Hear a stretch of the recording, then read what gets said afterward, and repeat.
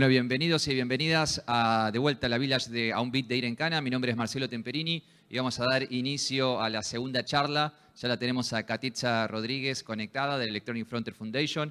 Katitza es Policy Maker de la Electronic Frontier Foundation. Bueno, tiene un montón de títulos que ahora ella misma se va a presentar. La charla se llama Unconventional Cybercrime, How a Bad Anti-Hacking Threat is Becoming a Law, que tiene que ver con un tema que nos interesa y que es de mucho interés para nuestro espacio, que es la regulación que está atravesando y que está generando y que se está proponiendo desde la ONU ya hace tiempo, y cómo algunos de los artículos y los incisos de este tratado que se propone puede afectar nuestro trabajo que hacemos a diario. Por eso es tan importante y le agradecemos a Katitza el tiempo para poder compartir esta información con nosotros. Katitza, ya la gente te está escuchando, así que cuando quieras podés comenzar. Poder estar aquí. Me da mucha pena no poder estar en Argentina, en Buenos Aires.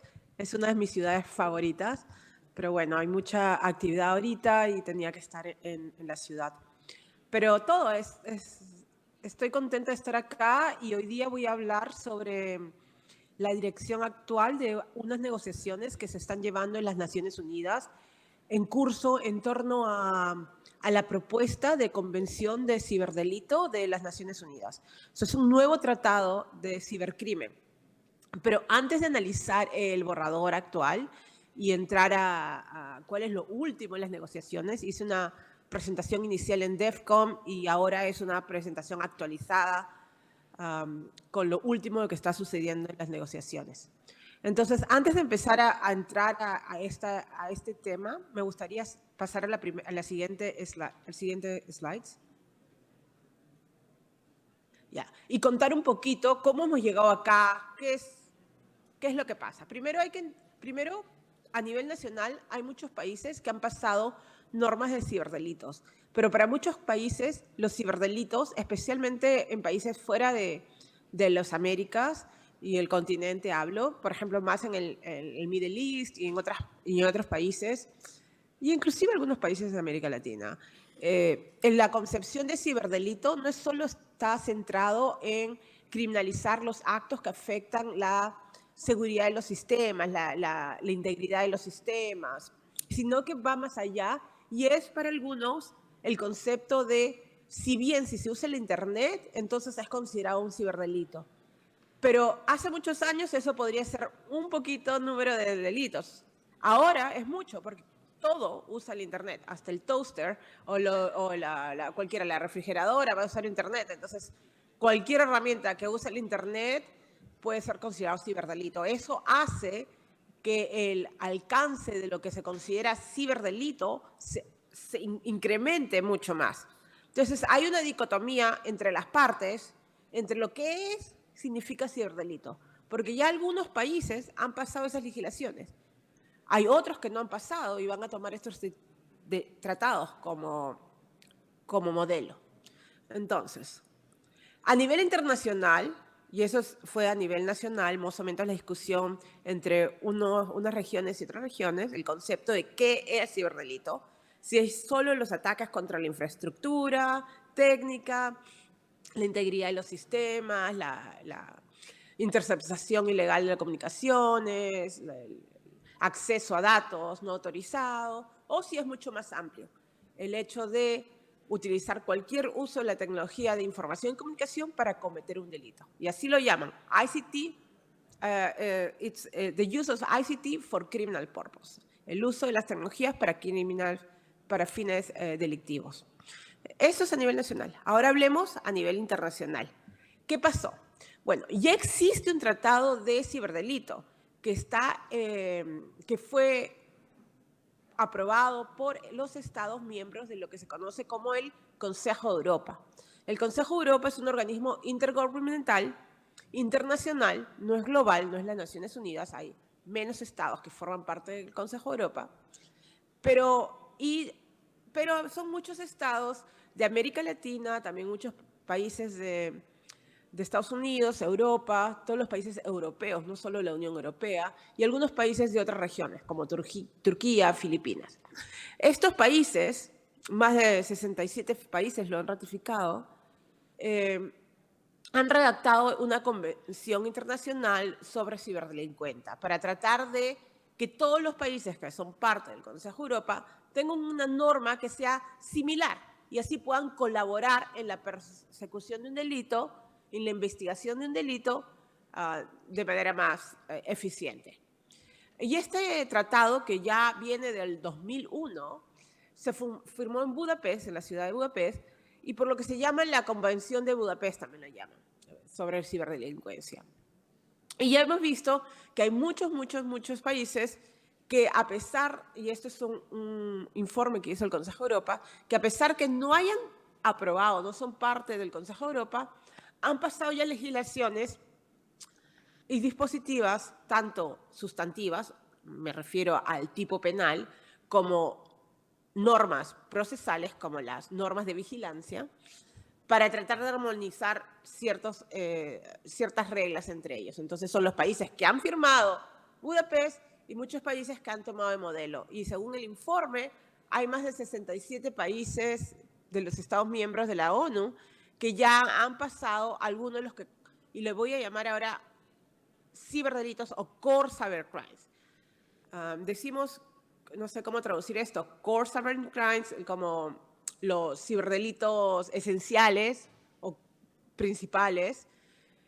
Nos referimos solo a los delitos que es una interpretación más cerrada, más limitada, que incluye los delitos contra la infraestructura técnica, de los sistemas, en contra del acceso no autorizado de datos, la prohibición de herramientas de seguridad. Ya vamos a revisar eso más adelante.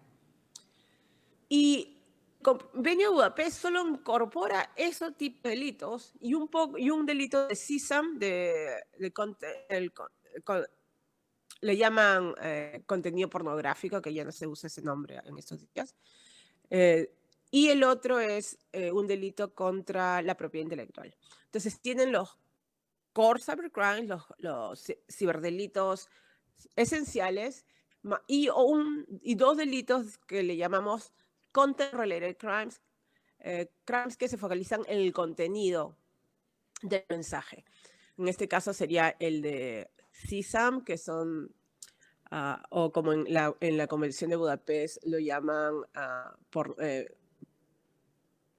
pornográfico, contenido de menores de pornografía infantil, y el de propiedad intelectual. Entonces tenemos eso, y eso es lo que está en Budapest.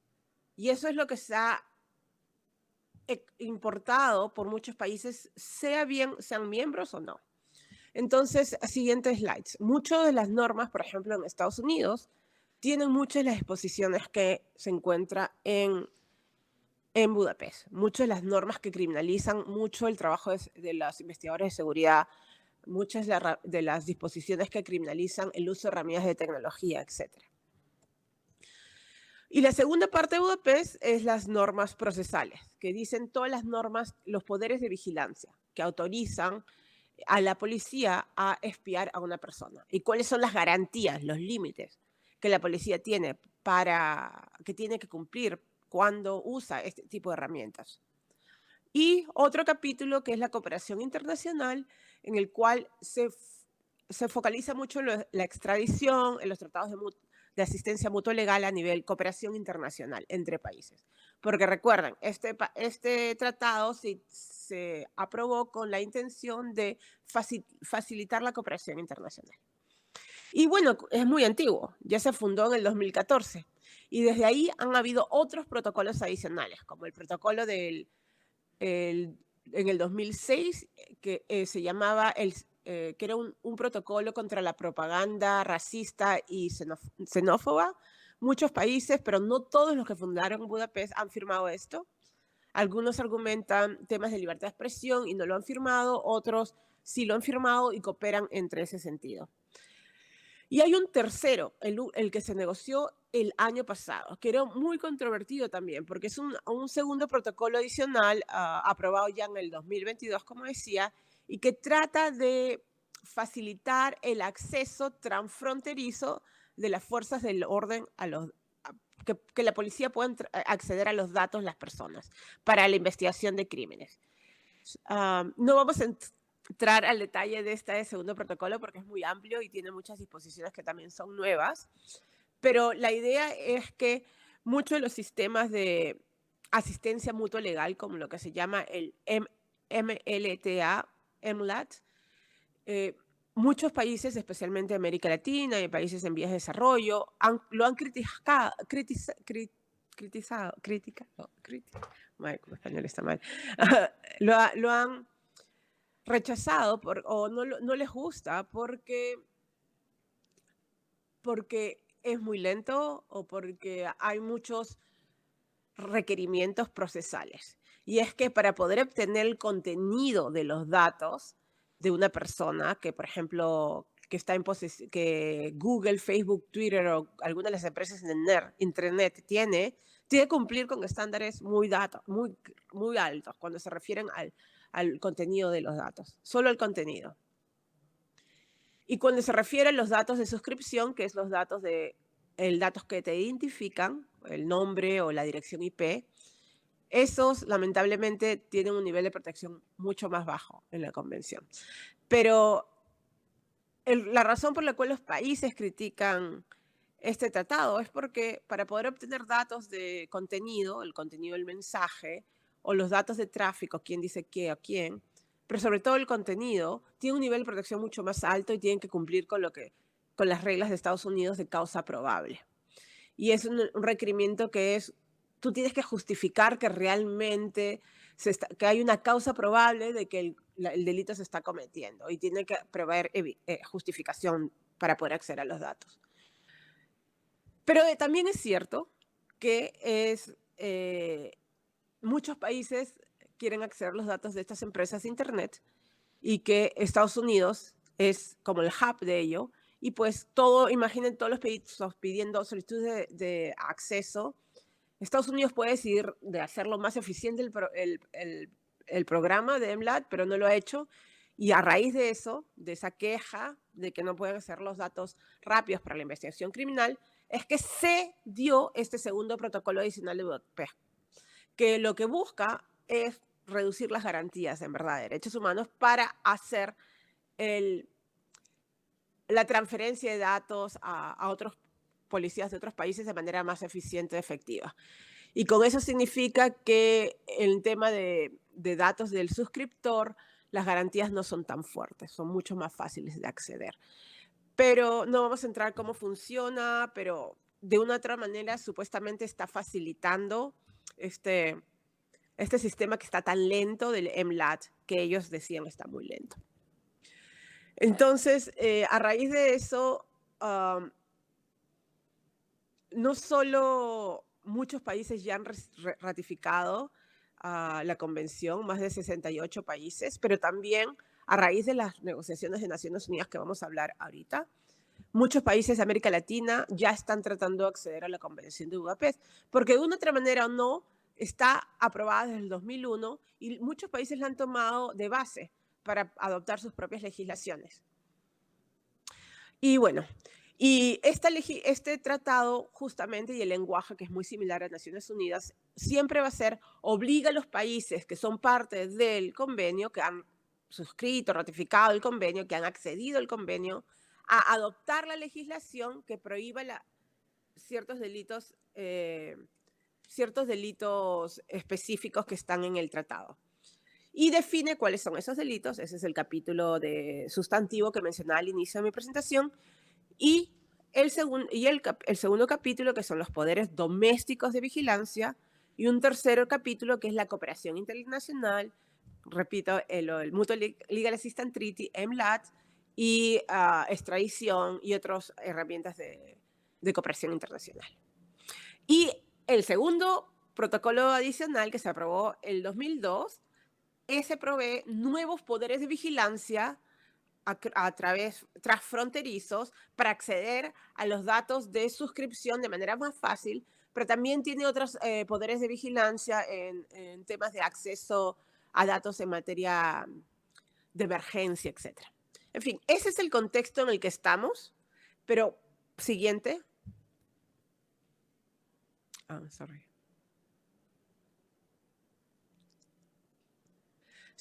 ¿Cómo las Naciones Unidas entra en esta conversación? Bueno, primero hay que entender que Rusia era parte del Consejo de Europa, de la Comunicación de Budapest. Pero Rusia, desde los inicios, criticó la Convención de Budapest, citando preocupaciones de que infringía, en teoría, la soberanía estatal al permitir que otras naciones de otros países investigaran delitos en su propia jurisdicción. No voy a entrar en detalle a uno de los poderes de vigilancia del segundo protocolo, pero uno de los segundos protocolos permite acceder de manera unilateral a los datos del suscriptor en otros países. Y ese es el argumento de soberanía, y yo estoy de desacuerdo no estoy de acuerdo con Rusia en su argumento de soberanía. No estoy de acuerdo, criticó también el protocolo de violación, pero por otras razones. Lo que quiero decir es que Rusia objetó a este tipo de injerencia porque no quiere que otros países investiguen sus delitos en su país. Pero en realidad es una de muchas las razones por la que Rusia propuso, y por eso es que Rusia propuso que se haga una nueva convención y llevó esa idea a las Naciones Unidas en el 2007. Y capitalizó en la idea del Consejo de Europa, es un grupo pequeño de países en cooperación a todos los 193 países de Naciones Unidas. Nosotros, desde la sociedad civil, hemos criticado algunos de los poderes de vigilancia transfronterizos, pero por otros motivos, porque los estándares de garantías constitucionales y procesales no son tan altas. Entonces, en muchos países se necesita una orden judicial justificada para acceder a los datos de suscriptor, porque a veces el dato IP revela la identidad de la persona, pero también puede revelar una vez los datos, a dónde ha navegado, qué sitios ha visto, y mucha información que no es suscripción, pero es más datos de tráfico o de contenido que revela un montón de la vida privada de las personas. Entonces, voy a ir más rápido de la parte inicial para ir a analizar el tratado, pero aquí es donde empiezan las discusiones. Rusia objetó por motivos de soberanía nacional, que en verdad no tiene mucho sentido, y objetó y llevó esta propuesta en el 2019 a la Asamblea General de las Naciones Unidas. Y logró que la Asamblea adopte una resolución para negociar un nuevo tratado, un nuevo borrador de tratado de ciberdelincuencia. Eso porque capitalizó, como decía, en todos esos países chiquitos que no son parte de las Naciones Unidas. Y con eso logró el apoyo de países como Belarus, Camboya, China, Irán, Myanmar, Nicaragua, Siria y Venezuela. Entonces, ellos lograron mover eso en las Naciones Unidas. Obviamente, los Estados Unidos y la Unión Europea se opuso a ello, ¿no? Y nosotros también nos opusimos a esa propuesta. Ya existe un tratado de ciberdelito. Si bien no nos gusta, se puede trabajar en ese sentido. En fin, pero avanzando rápidamente y eso dio inicio a que las negociaciones se iniciaran en las Naciones Unidas. Ya había una autoridad, una resolución que permitía que se creara lo que se conoce ahora como el Ad Hoc Committee para negociar un tratado de ciberdelito.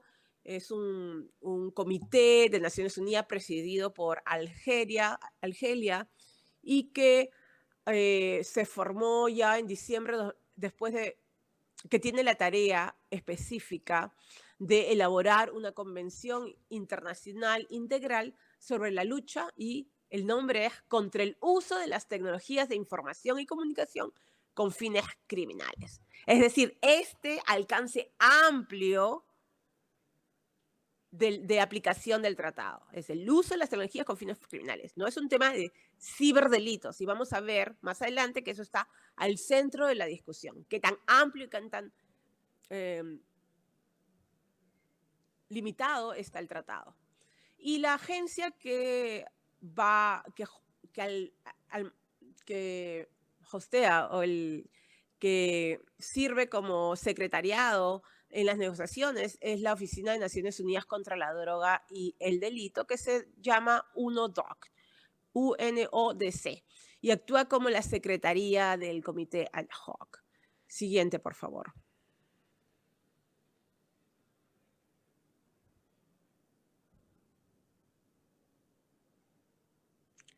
Pero antes de entrar al tratado, quiero explicar por qué nos preocupamos acerca del tratado. Muchas personas dicen, oh, esas negociaciones internacionales están muy lejos, no es el Congreso, tal vez no tengan la influencia suficiente. En verdad, tratados son documentos legalmente vinculantes para los países que lo firman y que acceden a él y que lo ratifican, quienes están obligados a cumplir las obligaciones que están en el tratado.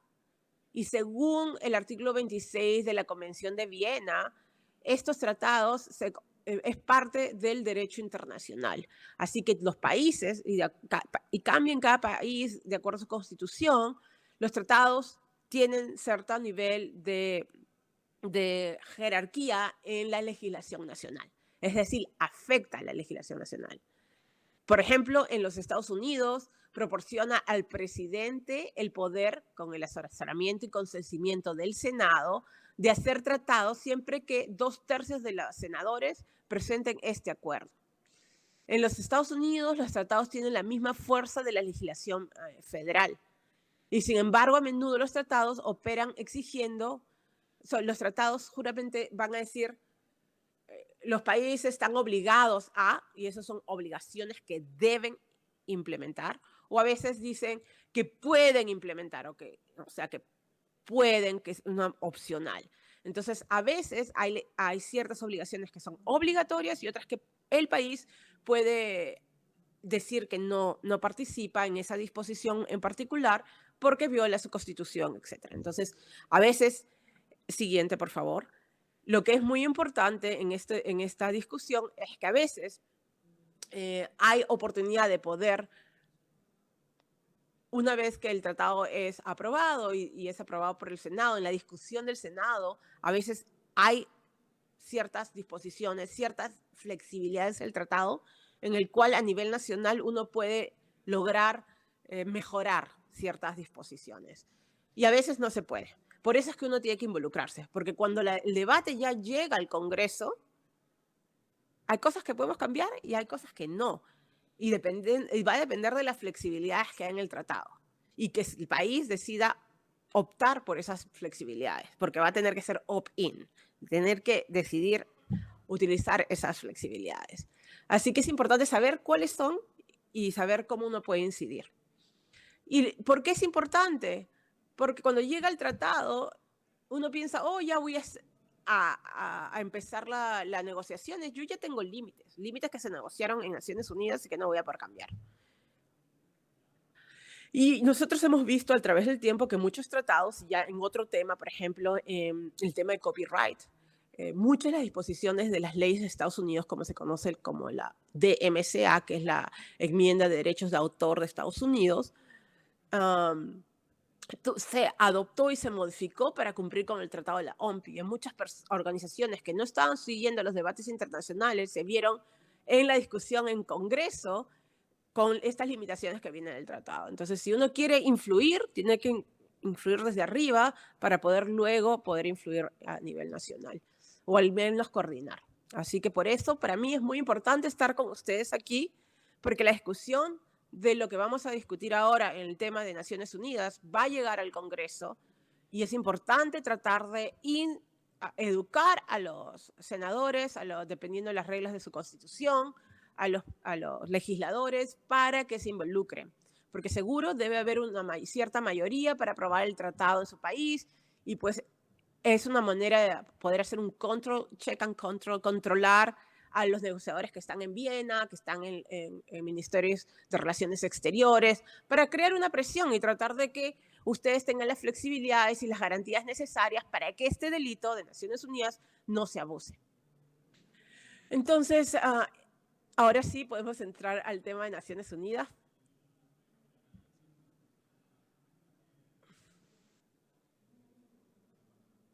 Entonces, primero, ¿qué estamos haciendo? Desde la sociedad civil nos hemos involucrado en este tema desde el inicio, inclusive antes de que empiecen las negociaciones, desde que nos enteramos que Rusia propuso un texto alternativo en las Naciones Unidas. Y hemos tratado, y muchos países como Europa, algunos países de América Latina y también Estados Unidos se opusieron al tratado, pero las negociaciones avanzaron y ya hacia el 2022 la ONU abrió negociaciones sobre ese tratado de ciberdelincuencia. Y nosotros ya, y las reuniones han sido en Viena, en las oficinas de Viena de Naciones Unidas. Ahí hemos ido a todas estas reuniones y hemos estado participando y haciendo ver nuestro punto de vista. Ahora, si bien somos muy críticos del texto de Naciones Unidas, quiero hacer un paréntesis aquí para decir que la sociedad civil ha sido bienvenida en las negociaciones. Lamentablemente, las negociaciones de la Convención de Budapest desde 2001 fue cerrada a la sociedad civil. No nos permitieron ver las opiniones de los estados, las distintas enmiendas que los estados presentaron a través del tiempo. Simplemente hacen una reunión al año que se llama el Octopus Meeting y nos llevan ahí para hablar y escucharlos hablar y decir un par de palabras y ya. Pero no realmente sabes qué es lo que cada estado está diciendo y es difícil influir porque además estamos hablando del Consejo de Europa, organismos internacionales que tienen muchos países y obviamente uno es muy pocos en sociedad civil para poder influir todos los países. Tienes que influir a nivel en capitales, en la oficina de Relaciones Exteriores, quien coordina con otras oficinas. Normalmente en las negociaciones de Budapest solo van los funcionarios de la policía, como DOJ en Estados Unidos, Departamento de Justicia, o los que están encargados de cibercrimen, y no la Oficina de Justicia o la que está encargada de derechos humanos o la Agencia de Protección de Datos o otras agencias que se encargan, que deberían también ser parte del proceso, que se encargan de limitar o de asegurarse la transparencia, los derechos humanos, etc. Entonces es muy inclinado al tema de aquellos que trabajan en ciberdelincuencia, muy sesgado hacia esa dirección. Entonces las negociaciones de Budapest fueron cerradas para la sociedad civil. Yo voy a decir que en las negociaciones desde el principio se permitió acceder a la sociedad civil.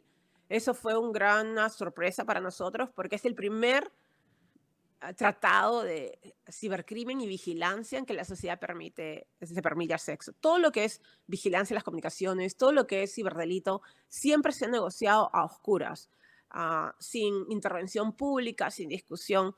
Así que fue una sorpresa. Ahora bien, si nos han permitido, y hay que agradecer, y también hemos aprendido mucho de cada uno de los países, cuáles son sus propuestas y qué están llevando a la mesa y si coordinan o no con capitales, ¿no? Y podemos hacer cierta lobby, injerencia. Igualito la tarea es titánica, 193 países, obviamente. Y segundo, cuando se trata de las negociaciones más duras, estas son realizadas a puertas cerradas y han creado como grupos informales donde solo estados discuten, ahí toman la decisión y luego reportan a la plenaria. En la plenaria sí estamos. Así que si bien no escuchamos las deliberaciones y cuáles son los compromisos que los estados están haciendo, al menos sí sabemos los resultados en la plenaria. Igual creo que eso debería mejorarse y es algo para mejorar para el futuro. Aún así, ir a Viena, ir a Naciones Unidas es casi una tarea titánica, es muy caro, inclusive para organizaciones de Estados Unidos como nosotros. Nueva York es carísimo, Viena es más barato, pero igualito es difícil, pasajes, etc. Así que no es fácil, no hay muchas organizaciones de sociedad civil involucradas por ese sentido, y somos muy pocos. Ok, la siguiente, por favor.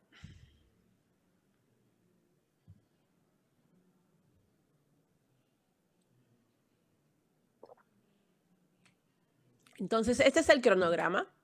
Vimos En el 2001, la Asamblea General ordenó al comité a que empiece la elaboración de ese tratado. Se han establecido 6 sesiones para negociar, del marzo hasta la última reunión que acaba de pasar en septiembre, y supuestamente la última reunión es en enero. En febrero es la última semana de enero y la primera semana de febrero del 2004. Y supuestamente ahí va a terminar la negociación. Pero como vamos a ver más adelante, no hay ni consenso en nada, así no sé cómo van a llegar se va a ir a votación o vamos a ver qué pasa.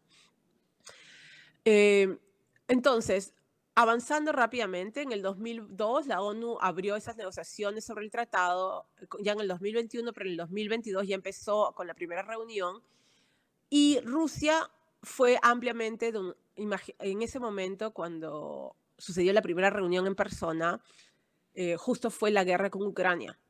Entonces recuerden que al inicio yo dije que Rusia decía que no le gustaba Budapest porque infringía en su soberanía.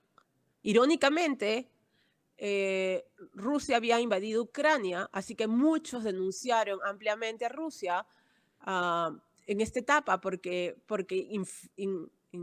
infringía en la soberanía ilegal de Ucrania. Un doble lenguaje acá, como double speak, como decíamos en Estados Unidos. Una crítica que muchos estados aún están haciendo en este momento. Pero a pesar que Rusia ha invadido ilegalmente Ucrania, en Naciones Unidas decidieron negociar. Y esto fue un cambio radical, ¿no? Muchos países que inicialmente decidieron no negociar, ahora en este momento cambiaron rotundamente y decidieron involucrarse. Y claro, no tienen otro más sentido, es mejor estar ahí y tratar de mitigar los problemas de la convención que no involucrarse. Así que muchos países se involucraron y ya muchos países europeos, de Estados Unidos y otros países que inicialmente se opusieron o estaban en duda, pues tomaron puestos liderazgos en las negociaciones, etcétera, etcétera, etcétera. Por favor, la siguiente slide.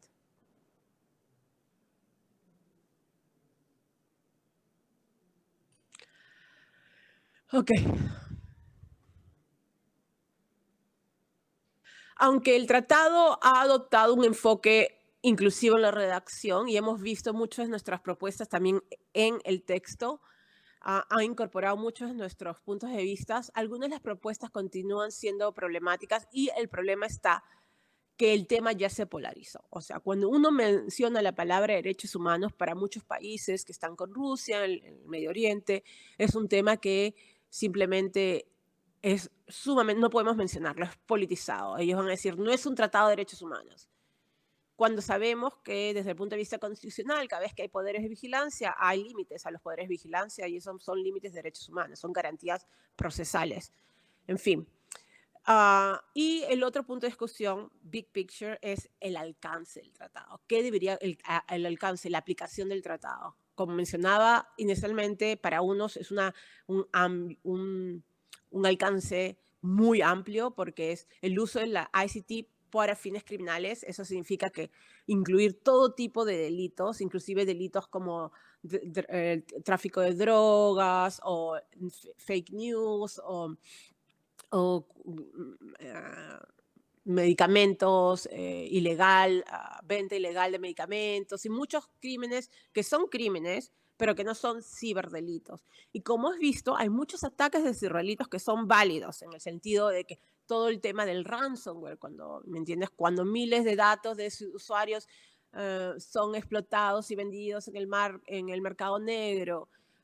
Hay muchos problemas de ciberdelitos y en vez de estar tratando los estados de tratar de solucionar o resolver el tema de ciberdelitos, lo que están haciendo es tratar de incluir un número ilimitado de delitos para esto. Entonces, ¿qué ha sucedido? Ahorita, y voy a hablar lo que está pasando ahorita, ha habido un compromiso que ahorita está también no claro si hay un compromiso. Y hay que decir que en temas de negociaciones internacionales nada está decidido, a pesar que uno ha dicho este es el acuerdo. Entonces, hasta que no se firme y no la final, todo puede cambiar. Y quiero decir esto claro. Entonces, en las últimas negociaciones, y ya hablo en agosto, septiembre, la Secretaría presentó un documento en el que se había un consenso. Se eliminó, porque antes había como 30 delitos, ciberdelitos en el tratado. Se limitó a 11 delitos, que incluyen los delitos de ciberdelitos, los core, los esenciales que mencionaba, que también está en Budapest, más fraude, que también está en Budapest, y un delito de CISAN, ya no le llaman pornografía infantil como lo llaman en Budapest, pero más le llaman CISAM, y otro delito de compartir imágenes no consensuadas. Entonces, se ha limitado a 11 delitos, mucho mejor que antes porque habían como 30 y los delitos eran muy amplios y criminalizaban acciones que eran legalmente. El problema está en que en algunos países criminalizan acciones que en otros países es considerado libertad de expresión o ejercicio de derechos, como protestar o como ser LGBTQ. En muchos países el ser una persona de LGTBQ+, es considerado inclusive con pena de muerte. Entonces tuvimos que hacer todo un análisis de muchos países, legislaciones criminales, y vimos que muchos de estos países están impulsando normas que pues no son aceptables en nuestros países. Y hablo en toda América, el continente, ¿no? Y muchos países europeos. Entonces era muy preocupante ese amplio. Entonces se llegó a un compromiso, que es este artículo 17, que dice que los estados van a adoptar medidas legislativas para asegurarse que todos los delitos que son offline también sean online. Pero el problema, y el problema de esta disposición, y todavía se está jugando con el lenguaje, es que a veces uno dice, claro, si es un delito offline, debe ser un delito online, pero cuando uno hace el análisis legal de cómo traducir o trasladar ese delito offline entre online, uno tiene que tener en consideración muchas etapas, porque cuando uno comete un delito offline, lo hace directamente. Cuando es online, va a haber intermediarios, y sobre todo si se quiere criminalizar el contenido de las comunicaciones, que puede ser infringiendo los estándares de libertad de expresión de las Naciones Unidas. Hay que tener mucha consideración en el nuance, en los detalles de cómo hace esa transferencia, porque no es inmediata, ya porque es online, es offline, por todo el tema de contenidos en Internet, redes sociales, etc. Entonces, ese es el compromiso. Creo que es aún muy amplio porque puede autorizar cualquier delito que pueda existir ahora o existir en el futuro. Quieren limitarlo, por ejemplo, que sean a delitos que ya existen en tratados existentes de Naciones Unidas. Budapest hizo lo mismo con tratados existentes del Consejo de Europa, pero aún así es problemático por esta falta de análisis legal de cómo se debe hacer esa traducción del offline and online para tener en cuenta todos los players, o todos los intermediarios, todas las partes en el ecosistema de cuando se comete un delito en línea.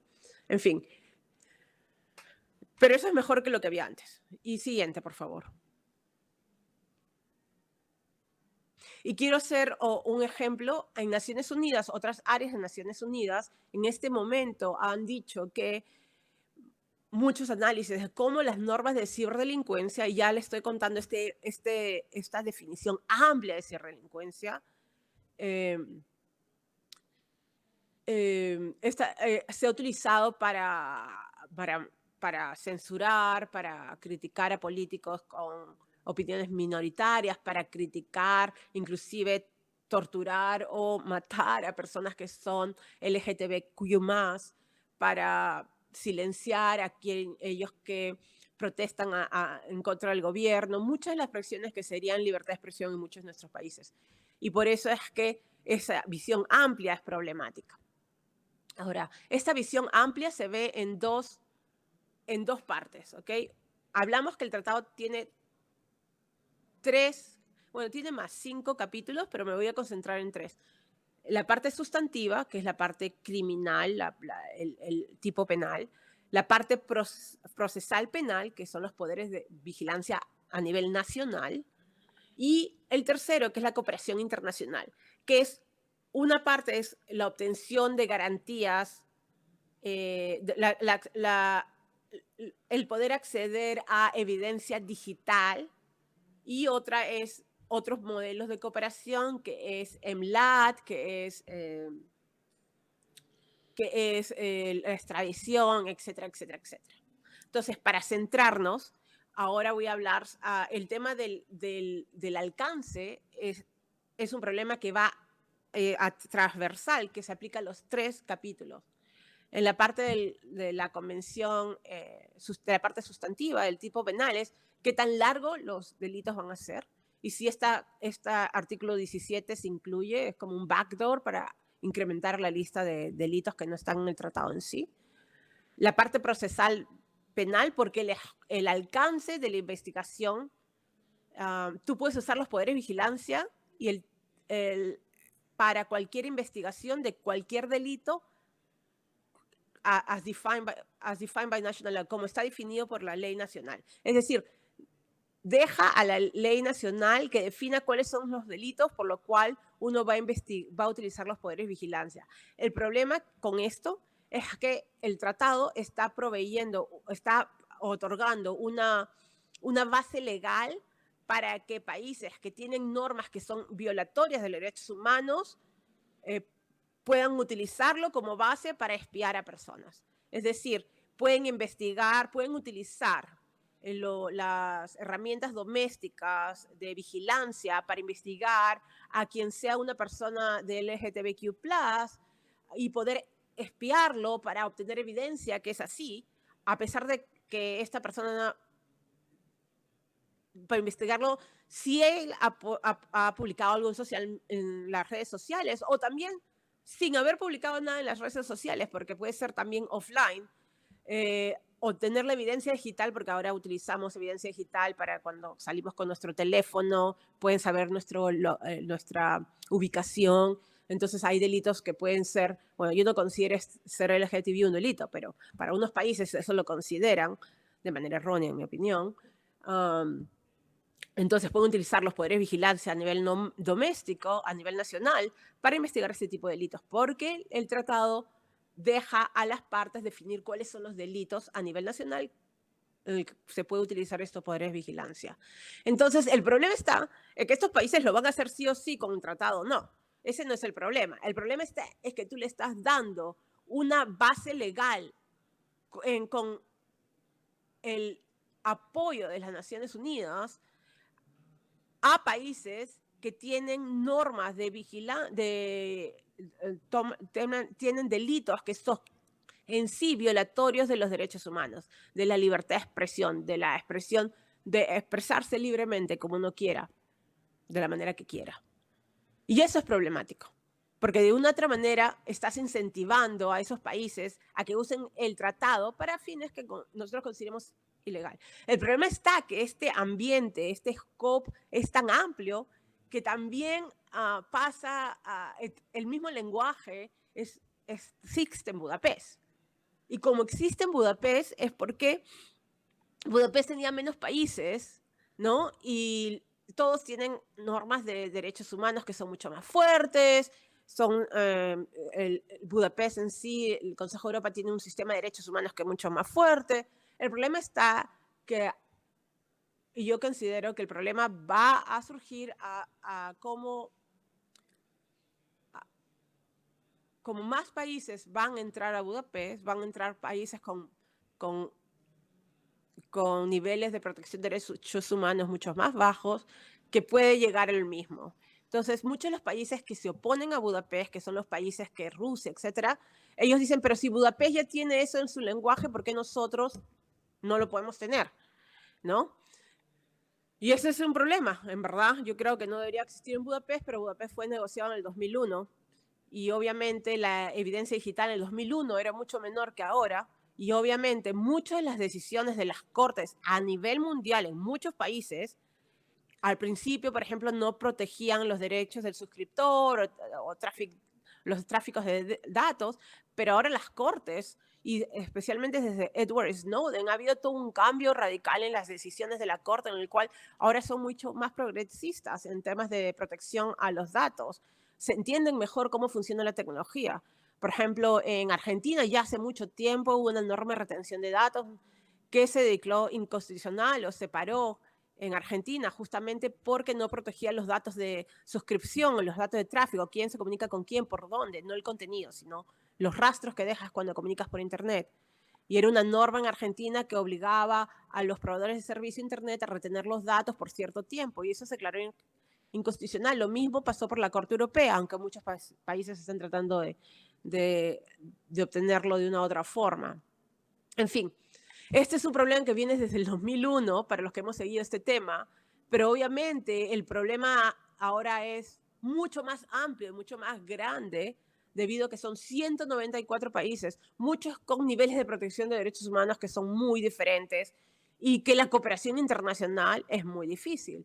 Por eso decimos que si quieren hacer eso, y porque entiendo que si hay delitos que necesitan investigarse y que necesitan cooperación internacional, entonces céntrense en el problema de los ciberdelitos esenciales y no en una amplia gama de delitos donde va a haber una mucha discrepancia en términos de estándares. También va a haber, yo creo, esenciales. Y asegúrense de que puedan combatir los problemas que tenemos ahora con ransomware. No necesitas una norma penal para ransomware, ya existe. Simplemente la cooperación internacional, porque es difícil identificar de dónde viene, etcétera, etcétera, etcétera. Se necesita y pueden utilizar estos sistemas de Mutual Legal Assistance Treaty que existen en el tratado. Me olvidé de decir una cosa.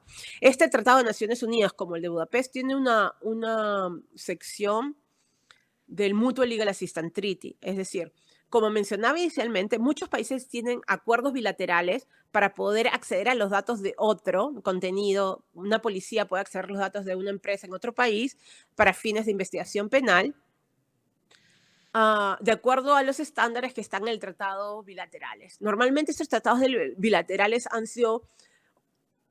se desarrollaron también muchos años atrás y tienen garantías humanas muy fuertes, requerimientos de derechos humanos fuertes, libres, tienes que cumplir con la corte, tienes que seguir por un montón de requisitos procesales. Ahora, muchos países, por ejemplo, Estados Unidos no tiene un bilateral con Indonesia, o países que tienen un estándar nivel muy, muy, muy, muy, muy bajo, porque justamente por ese tema de cooperación. Entonces, habían razones válidas.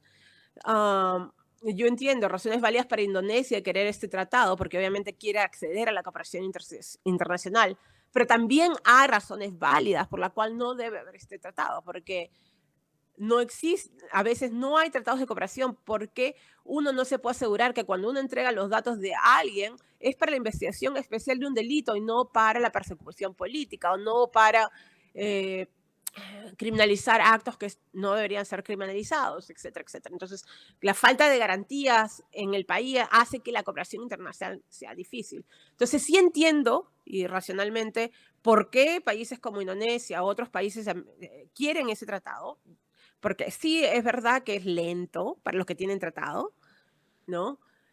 Y debería ser más, en eso sí estoy de acuerdo, debería ser más eficiente, creo.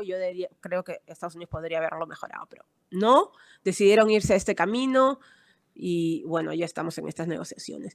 Y este tratado, viniendo a Naciones Unidas, tiene este capítulo de Mutual Legal Assistance Treaty que va a ser aplicado para los países que no tienen bilaterales. Es decir, estos países que no han tenido bilaterales con Estados Unidos, etcétera, o también entre ellos, no solamente con Estados Unidos. Yo los invito a pensar en este tratado no de cómo sus proveedores pueden acceder a datos de Facebook, Google o Twitter, sino también cómo Estados Unidos puede acceder a sus datos, o cómo un país al costado de ustedes, Argentina, puede acceder a sus datos. Entonces, es de los dos lados, y a veces uno está pensando en una sola forma de acceder a los datos y no hacia la otra, cuando alguien viene a ti a pedir los datos de sus usuarios en tu país. En fin, esto es el debate y ahora vamos a entrar un poco a la parte sustantiva, la parte criminal. Quiero hacer un check-in. ¿Cuánto tiempo tengo para saber qué tan?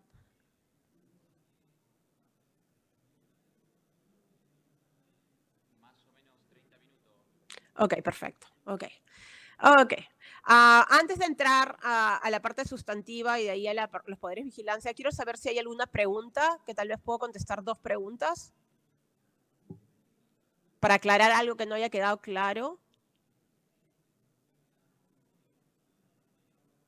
¿No? Ok, perfecto. Entonces, ¿dónde vamos? Ok, el acceso ilegal, el de datos. Ok, entonces, como vemos aquí, déjame tomar algo.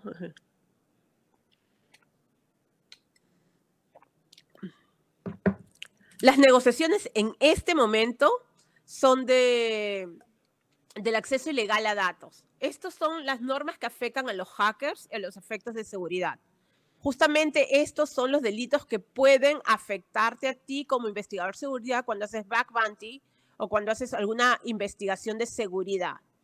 Porque obliga a cada estado a adoptar las leyes a nivel nacional que para establecer como delitos penales en su legislación interna a toda persona que acceda a datos sin autorización y con la intención de, cuando acceda a datos sin autorización y con la intención de acceder a esos datos en un sistema informativo.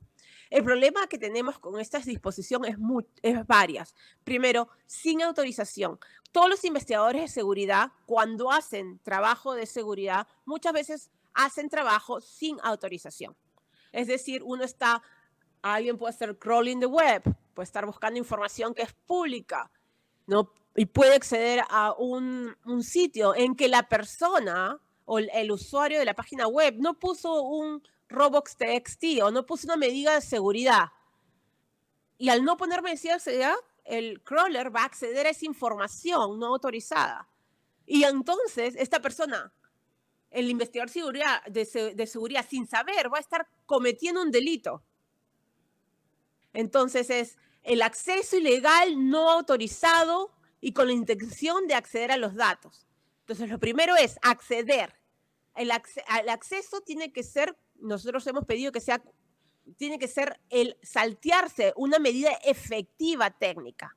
Con nuestro lobby logramos que se ponga un lenguaje presopcional y ustedes pueden solicitar eso a nivel nacional. Sé que Argentina ha sido muy fuerte en este tema. En Budapest ustedes optaron por no implementarlo. Así que llamo la atención a ustedes que como ya tienen un pasado en el cual se ha podido defender contra esta disposición, esta está regresando y tal vez puedan hacer algo a nivel nacional.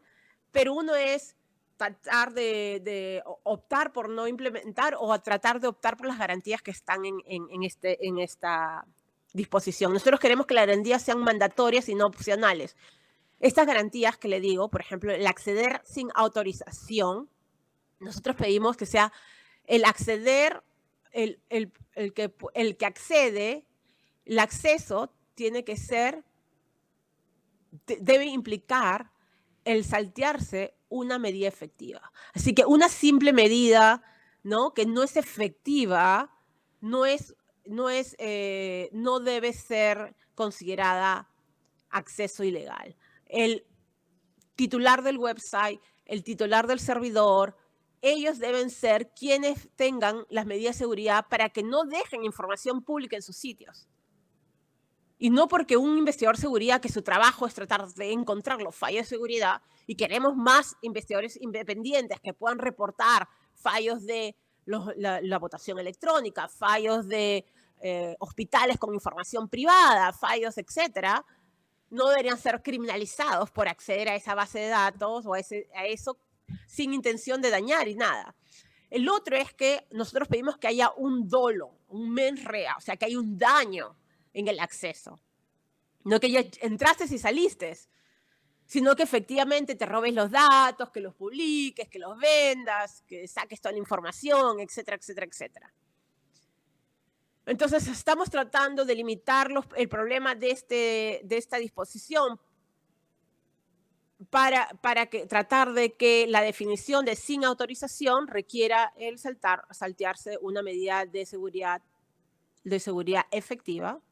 Y segundo, que hay un dolo penal, un mens rea, la intención de cometer daño, la intención de defraudar, la intención de robar, la intención de cometer un delito, no la intención de ser un investigador de seguridad.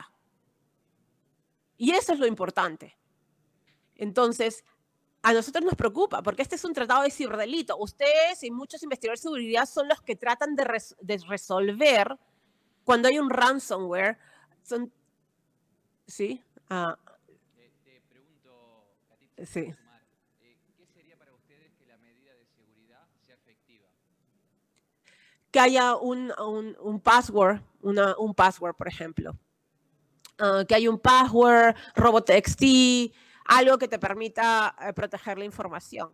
No nada de súper encriptado, no, ya un password. O sea, ¿por qué estás dejando la información libre, ¿no? En la Internet, que cualquiera puede acceder al usar un crawling, ¿no?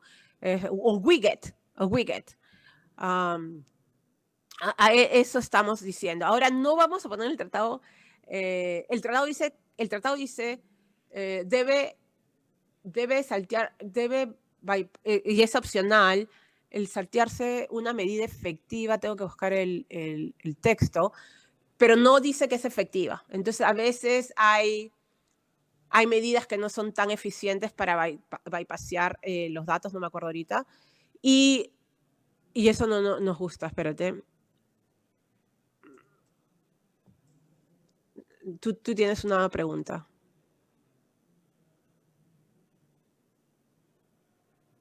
No, seguí nomás. Era para... Ok, déjame ver aquí.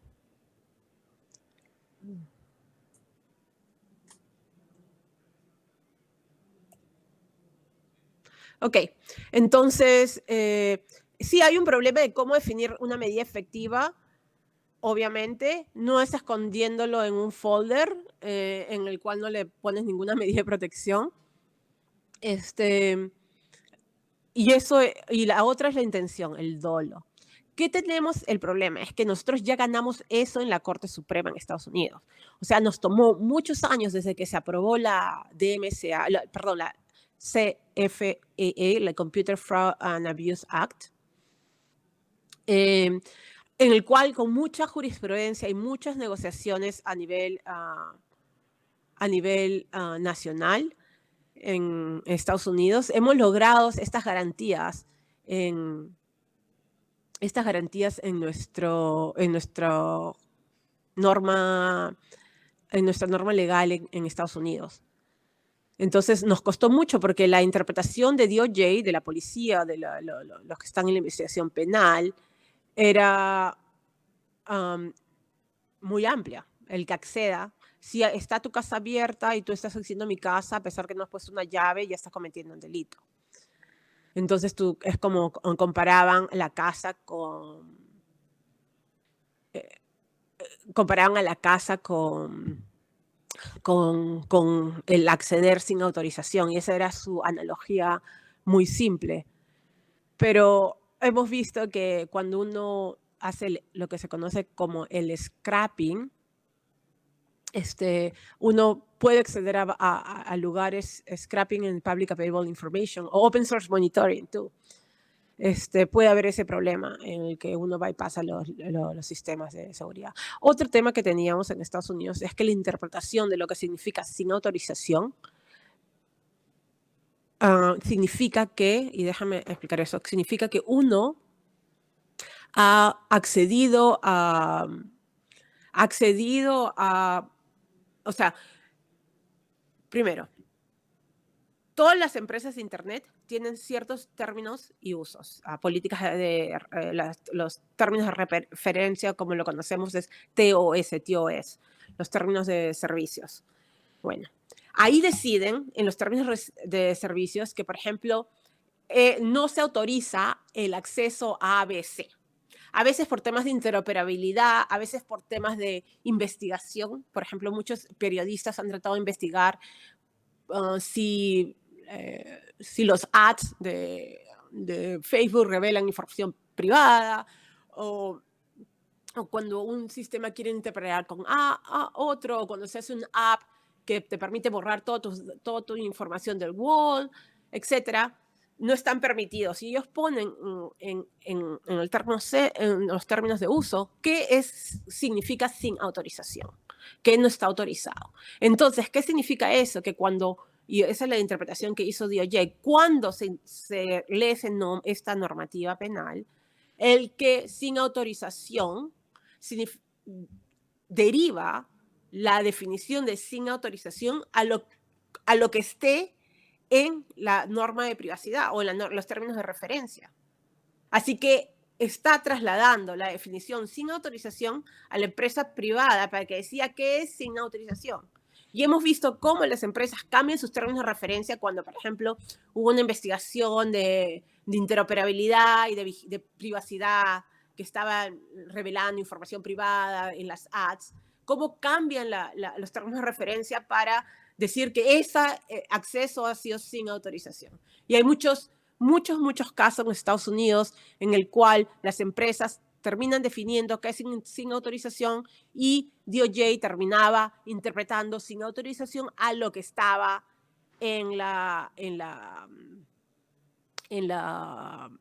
¿cómo se llama? En la términos de uso. Entonces, nosotros ganamos algo que era muy importante, porque la Corte decidió que el que se excede autorización ante la ley de Estados Unidos, que es la CFA, no incluye en este caso era, ¿cómo le explico? Déjame un segundo. Si uno excede la autorización, cuando esa persona accede a una computadora sin autorización, pero obtiene información, o sea, esta persona tenía autorización para entrar a un servidor, a una parte del servidor, pero no para otra parte del servidor. Entonces, cuando la persona tiene autorización para poder acceder a una cierta parte de la computadora, para acceder, por ejemplo, a unos archivos, al folder o a una base de datos, que son fuera del límite de la autorización de su propio password, o sea, mi password me permite entrar a A, pero no a B, y yo y me permite entrar a A, pero no a B, y yo entro a B.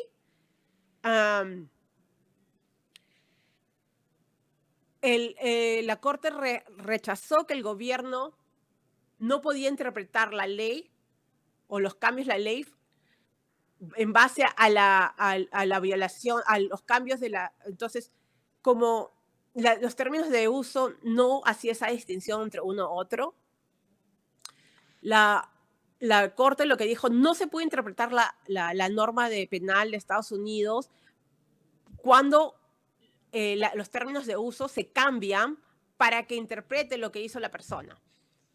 La Corte dijo, y esto es lo que me gustó en su definición, hay que adoptar lo que se conoce como gates up o gates down. O sea, la puerta está abierta o la puerta está cerrada.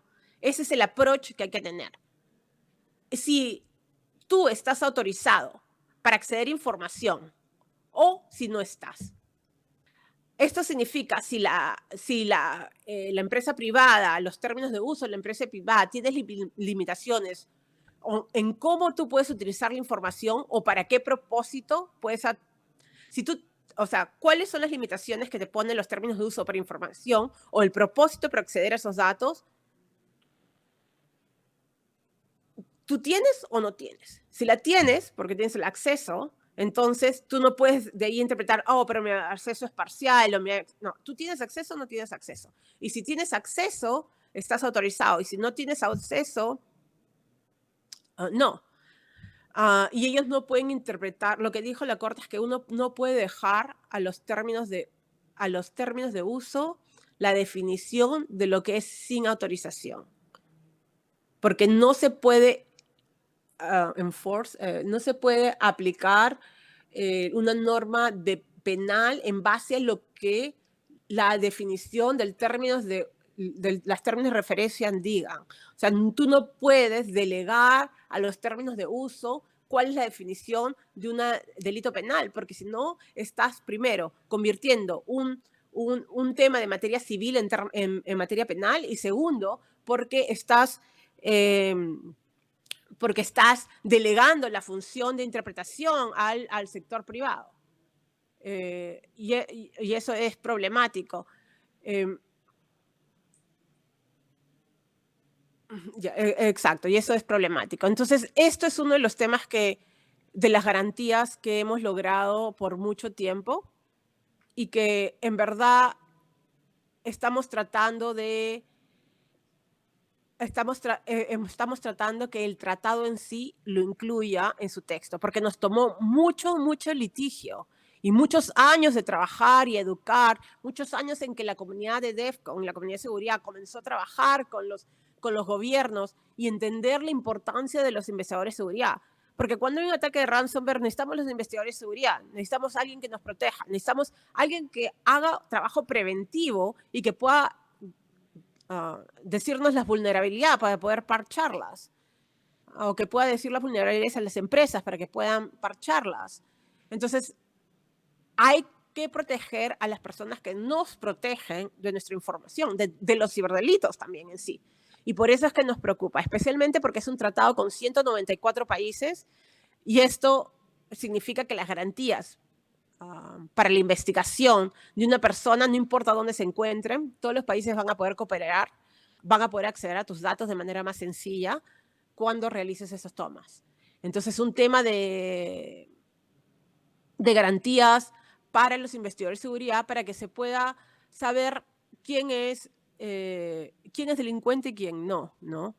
Y eso es lo que hace, lo que es importante, es saber que alguien que acceda a los datos para robar, para defraudar, para dañar los sistemas informáticos, para alterar, etcétera, está cometiendo un delito. El problema con la palabra alterar, que a veces se interpreta que porque entras a un sistema y ya cambias el log, ya es alteración. ¿Me entiendes? Entonces, a veces con la palabra alterar también es un problema, porque no se altera para dañar o altera, porque solo alterar y cambiar el log a veces puedes acceder sin autorización y simplemente por acceder ya cambiaste el log del sistema, eso puede ser alterar, puede ser un problema en la interpretación de la ley también. En fin, ese es el tema que estamos tratando de minimizar, que las garantías estén ahí para que pidan medidas efectivas y no que sea opcional. Y segundo, que haya una intención dolosa. Sí, dime. ¿Cuántos? 10 minutos, ok. Siguiente, por favor.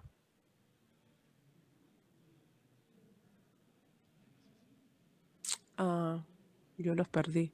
Ok. Entonces decimos que las disputas civiles no son un criminal, etcétera, no se pueden elevar el siguiente, no se pueden elevar esto a los términos de referencia a lo que decida la definición penal. ¿Podemos seguir la otra? Yo hablé de esto. Una cosa, acá estaba, regresa, por favor. Entonces, lo que tenemos problemático es que en la disposición dice may, puede infringir una medida de seguridad y debería decir shall, obligar a que infrinja una medida de seguridad. Y creemos que la medida de seguridad tiene que ser más protectora, no porque escondes el folder ya es como una medida de seguridad. Y segundo, el without right tiene que ser que accedes para cometer un delito, un mens rea, un delito penal o estás a hacer un daño, porque con la intención de acceder, todos, inclusive los investigadores de seguridad, van a acceder a un sistema. Entonces, no hay intención dolosa, es acceder. Entonces, la intención de cometer un delito. En fin, seguimos.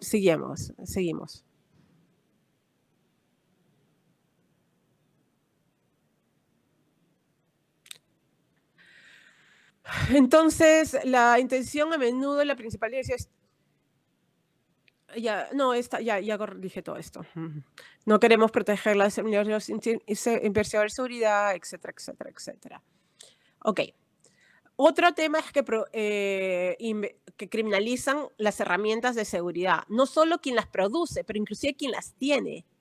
Entonces, el que obtenga, produzca, venta, adquiera, será para uso, importación, distribución y puesta a disposición de otras maneras, está cometiendo un delito.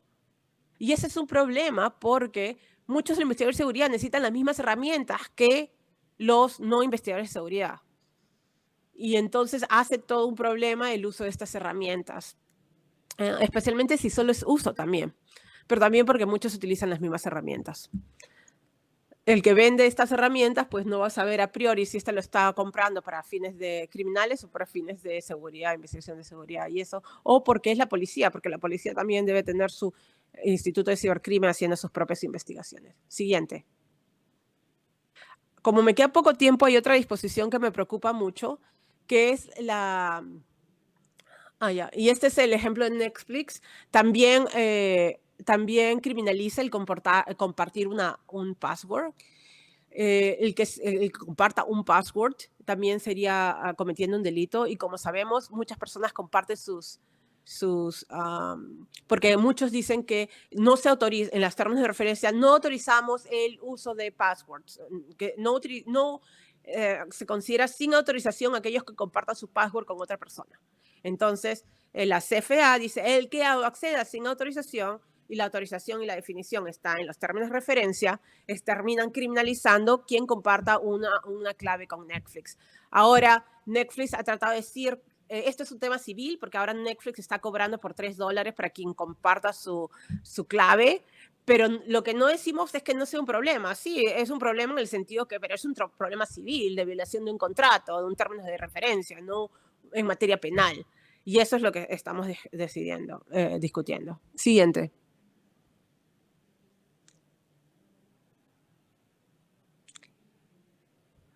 Entonces, ya discutimos el tratado amplio, pero un poquito volviendo al tema del scope, que es bien importante. El scope, ya hablamos que en la parte criminal era cuántos delitos había y si este artículo 17 era una puerta abierta para otros delitos. Pero también hay las medidas domésticas procesales que decíamos dejaba a nivel local que defina para qué tipo de investigación penal se utilizan estas herramientas de vigilancia. Y ahora el problema del scope también es a nivel internacional. El capítulo internacional de cooperación internacional que tiene estos tratados de asistencia mutua legal, estos tratados de extradición, pero también tratados de vigilancia. Tenemos interceptación de comunicaciones en tiempo real, tenemos location tracking, inclusive también malware, puede ser abusada la interpretación para poder autorizar ello en real-time location tracking. Yo creo que no, pero el lenguaje es tan amplio que puede ser utilizada, así que sugiero que lo revisen, pero sin garantías constitucionales. Y en el alcance es que dicen, ok, se puede utilizar estos mecanismos de investigación penal para la investigación de cualquier delito definido por la norma legal, siempre y cuando que tenga 3 o 4 años de pena preventiva de libertad. El problema es que muchos de los casos que estamos hablando tienen más de 3 y 4 años. El tema de, por ejemplo, publicar, el levantar una bandera de LGBTQ+, del arco iris, o el ser LGBTQ+, el ser una persona que puede expresar libremente su gender, su género, y etcétera, etcétera. Y entonces esto está dando esta base legal para facilitar la cooperación internacional en casos que son inherentemente violatorios de los derechos humanos. Ahora los países deberían mandar el dual criminality, que significa si es un delito en mi país, también es un delito en tu país, y por eso cooperamos, pero en este caso es opcional y no obligatorio, y nosotros queremos que sea obligatorio, pero aún así, estos países que tienen fake news o criminalización de LGBTQ, de LGBTQ+, ellos pueden tener esos delitos en sus países, y además pueden incentivar a que se pasen estos tipos de delitos para cooperar en la investigación, para cooperar en la recolección de evidencia digital para este tipo de delitos. Entonces, es tan amplio en el sentido de la investigación penal, de la obtención de en la obtención de prueba digital para la investigación de cualquier delito. Entonces, así también, no solo es que está dando esta carta legal en las Naciones Unidas para esta investigación de este tipo de delitos, que lo van a hacer de todas maneras, pero ahora tienen como la legalidad, y sino que también va a incentivar a que se pasen estas normas en muchos países para utilizar estos mecanismos internacional de cooperación. Siguiente. Otro artículo que me parece mucho es un artículo que obliga a... es el artículo 28, que obliga a... que obliga a cada país a que adopte medidas legislativas y otro tipo para facilitar para dar poderes a las autoridades competentes, no solamente policía, pero puede ser también cómo definan competente, que todavía está en discusión, para que ordene a cualquier persona que tenga conocimiento sobre el funcionamiento de un sistema, es decir, un hacker, un investigador de seguridad, o una persona que tenga un password, para que... Y no solo es los sistemas informáticos, porque como decimos, muchos consideran un tema más amplio, el ICT, el acceder a cualquier tecnología de información y comunicación, sus computadoras, servidores, etcétera, o información digital, para poder acceder a esas, para poder proporcionar acceso a la policía sobre esos servidores, sistema informático, equipo, etcétera, etcétera, etcétera. Entonces, lo que está haciendo eso, y esto es muy preocupante, es que en vez de ir a las empresas y decirle, dame los datos conforme a esta orden judicial, etcétera, se van a saltar a la empresa y van a decir, voy a buscar a la persona que trabaja manejando los servidores o aquello que tiene la llave de seguridad para que él me dé acceso a esos datos. O sea, obliga a esa persona, y esto puede ser problemático. Si eres un investigador de seguridad dentro de la empresa y sabes que hay una vulnerabilidad que todavía te va a tomar tiempo de parcharla, tú puedes ser obligado por la policía para que le des los datos. Pero esto se ve más problemático porque es un tratado internacional y todos los países van a tener estas disposiciones en su país. Eso significa que si tu país tiene problemas con otro país político y tú viajas a otro país que, por ejemplo, no tenga las garantías adecuadas, o un país que está interesado en tus datos de tu país o de tu empresa, ellos pueden obligarte, ese país, a que le entregues los datos, la información, etcétera, para que puedan acceder a los servidores de tu empresa. Esto te pone como investigador de seguridad en una situación compleja. Primero, porque vas a estar obligado a no decir nada a la empresa, o sea, vas a tener que engañar a tu empleador. Y segundo, vas a hacer algo que no quieres hacer, porque tu trabajo es hacer que el sistema de seguridad sea más seguro y no entregar los datos a un tercero. Y pone una presión grande a quienes viajan en otros países a que esta disposición se pueda invocar para obligarte a ayudar a la policía en esos sentidos. Entonces es muy amplio porque puede obligar a temas de vulnerabilidad, puede obligar a divulgar vulnerabilidad, puede obligar a que se dé encryption keys, signing encryption keys, cifrado, y etcétera, etcétera, etcétera, lo cual es para nosotros muy, muy problemático. Quisiera llamar la atención a esta disposición para ver si ustedes pueden lograr eliminarla. Y de su disposición, que Argentina no la firme, es una de las más problemáticas para la inversión de seguridad. Y ya para terminar, tengo una disposición que también me preocupa mucho, es que permite que se compartan datos, y solo dicen datos, no datos personales en teoría, entre los estados sin ningún tipo de garantía, sin pasar por ningún tipo de Mutual Legal Assistance Treaty, etc. Y en teoría es para hacer data mining, pero nos hemos dado cuenta que muchas de las bases de AI, muchos de los entrenamientos de las bases de inteligencia artificial pueden ser incorporadas en esta disposición.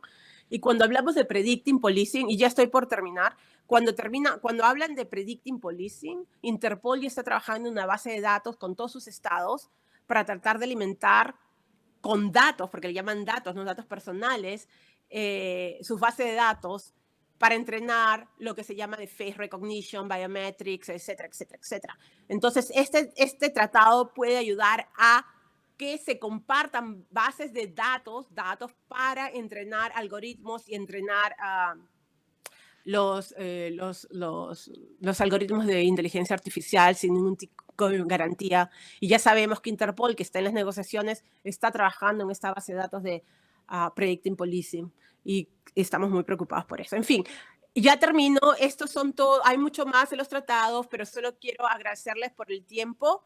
La negociación, la última va a ser en enero, supuestamente, y parece que va a haber otra negociación antes de las negociaciones a finales de enero para tratar de llegar a consenso. En la última sesión, Canadá hizo un speech increíble en que dijo: nosotros no podemos permitir que se use las Naciones Unidas para legitimar la investigación, la vigilancia de personas que no han cometido, que solo están cometiendo un delito en ese país porque se están expresando libremente en su condición de LGTB+. O porque simplemente hace una broma que critica al monarca, o porque simplemente protesta en contra de un gobierno, y ha llamado la atención a muchos países que al principio no criticaban este alcance del tratado a unirse a Canadá a decir que sí, es así. Entonces ahora esto es como un tema que está en el debate. En fin, gracias por escucharme y sé que ha sido un poco largo, pero un gusto estar acá. Muchas gracias, Katiza. Les pido un fuerte aplauso. La verdad es que el tema es súper interesante, estaremos atentos a lo que pasará en enero. Lamentablemente no tenemos más tiempos para permitir el tema de las preguntas, pero los invito y las invito a todas las personas que les interese este tema, si entran en el sitio de la Electronic Frontier Foundation, eff.org, ahí... puedes hablar, Katiza, te escucha la gente. Si pones a la última slides, vas a encontrar. Dale.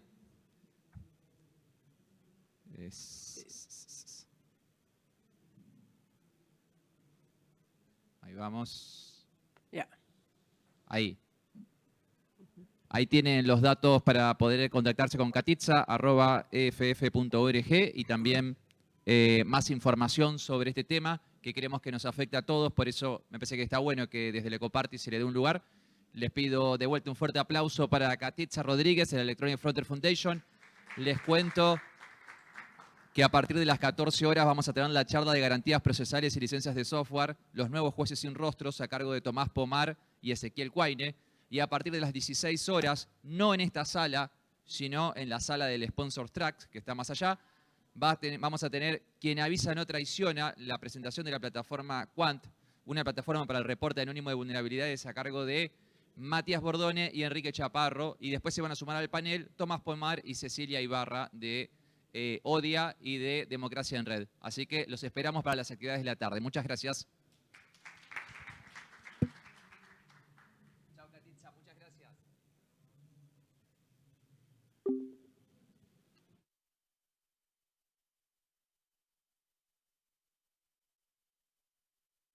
gracias.